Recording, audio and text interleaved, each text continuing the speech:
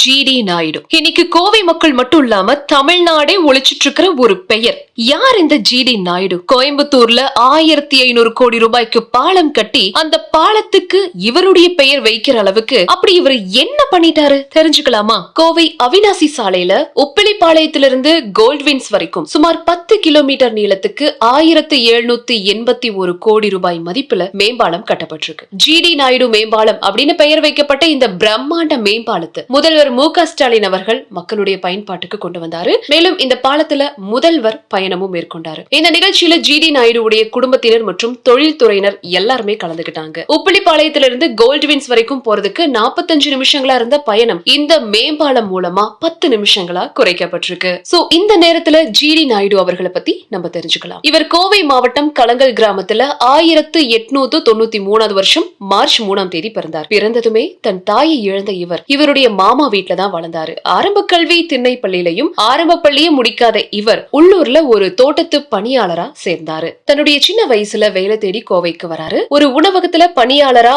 மாசம் வெறும் 3 ரூபாய் சம்பளம் 3 நேரம் சாப்பாடு அப்படின்ற ஒப்பந்தத்துல வேலைக்கு சேர்ந்து சில வருஷங்கள் வேலை செஞ்சு அந்த சேமிப்பு பணத்துல ஒரு பெட்ரோல்ல இயங்குற இருசக்கர வாகனத்தையும் வாங்குறார். அதுக்கப்புறமா அவர் உலகமே வியக்கிற வகையில பல்வேறு கண்டுபிடிப்புகளை இந்த உலகத்துக்கு அறிமுகமும் படுத்துறாரு. 1920 வருஷம் மக்கள் பயணத்துக்கு மாட்டு வண்டிகளை பயன்படுத்திட்டு வந்த காலம் அது. இவர் வெளிநாட்டுல இருந்து சில உபகரணங்களை வாங்கி ஒரு புது பேருந்து தயார் செஞ்சு அதை பழனி டு பொள்ளாச்சி தடத்துல இவரே ஓட்டுநரா பணியாற்றி இயக்குறார். இதுதான் தென்னிந்தியாவுடைய முதல் பஸ். பின்னாடி யுனைடெட் மோட்டார் அப்படின்ற ஒரு பஸ் கம்பெனி ஆரம்பிச்சு ஒரு பேருந்துல இருந்து 280 பேருந்துகளா உயர்த்தி இந்தியாவின் மிகப்பெரிய பஸ் கம்பெனியா உயர்த்தினார். தமிழகத்தின் எல்லா வழி தடத்திலையும் இயக்கினார். தமிழகம் முழுக்கவே தினமும் 10,000 பேர் டிராவல் பண்ணாங்க. திருப்பூர்ல ஒரு பஞ்சாலையை நிறுவி அதன் வளர்ச்சி மூலமா மிகப்பெரிய பணக்காரராகவும் மாறினாரு. அது மட்டும் இல்லாம தனக்கு கிடைக்காத கல்வி ஏழை மக்களுக்கு கிடைக்கணும் அப்படிங்கிற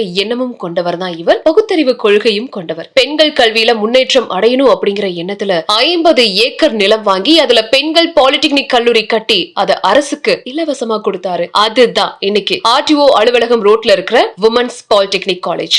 அதே போல 2வது உலக போர் நடந்த காலத்துல தடாகம் சாலையில ஒரு அரசு பொறியியல் கல்லூரி கட்ட வெள்ளக்கார கவர்னர் கிட்டயே அனுமதி கேட்டாரு. ஆனா போர் நேரத்துல அந்த அனுமதி மறுக்கப்பட ரொம்ப பிடிவாதமா அனுமதி வாங்கி ரொம்ப ஷார்ட் பீரியட்லயே 100 ஏக்கர்ல ஒரு பொறியியல் கல்லூரியை கட்டி முடிச்சு கவர்னரை திறப்பு விழாவுக்கும் அழைச்சாரு. கவர்னரோ அந்த கல்லூரிக்கு ஜிடி நாயுடு உடைய பெயர் வச்சு அரசாணையும் வெளியிட்டார். நாயுடு அவர்கள் என்னோட பெயரை கல்லூரிக்கு வச்சா ஒரே நாளை இடிச்சு தரமட்டமாகிடுவேன் அப்படின்னு சொல்லி அரசு அறிவிப்பையும் வாபஸ் பெற வச்சாரு. அதையும் அரசுக்கு இலவசமாவே கொடுத்தாரு. இன்றைய அரசினர் பொறியியல் கல்லூரி, அதாவது கவர்மெண்ட் காலேஜ் ஆஃப் டெக்னாலஜி, பல 100 கோடி ரூபாயில நடந்துட்டு இருக்கிற செம்மொழி பூங்காவுடைய இடம், மத்திய சிறைச்சாலை இடம் உள்ளிட்ட நகரின் மத்தியில இருக்கிற ஒரு 500 ஏக்கர் நிலங்கள் நாயுடு அவர்கள் அரசுக்கு இலவசமா கொடுத்ததுதான். இவருடைய கண்டுபிடிப்புகள் ஜெர்மனி தொழில் பூங்காவில காட்சிக்கு வைக்கப்பட்டிருக்கு. இன்னைக்கு மதிப்புக்கு 50,000 கோடி ரூபாய் மதிப்பிருக்கிற இடம், கல்லூரிகள், இது எல்லாத்தையுமே அரசுக்கு தானமா கொடுத்த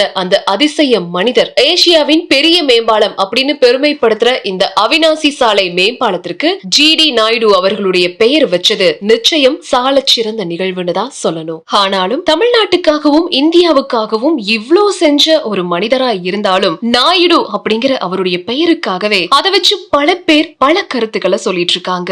சோ இந்த பாலத்துக்கு இவருடைய பெயர் வச்சது நிஜமாவே தவறுதானா? நாயுடு அப்படின்னு இருக்கிறது அவ்வளவு பெரிய குத்தமா? இல்ல அவருடைய பெயர் எப்படி இருக்கோ அப்படியே வைக்கிறது சரிதானா? உங்களுடைய கருத்துக்கள் என்ன? கமெண்ட்ஸ்ல ஷேர் பண்ணுங்க.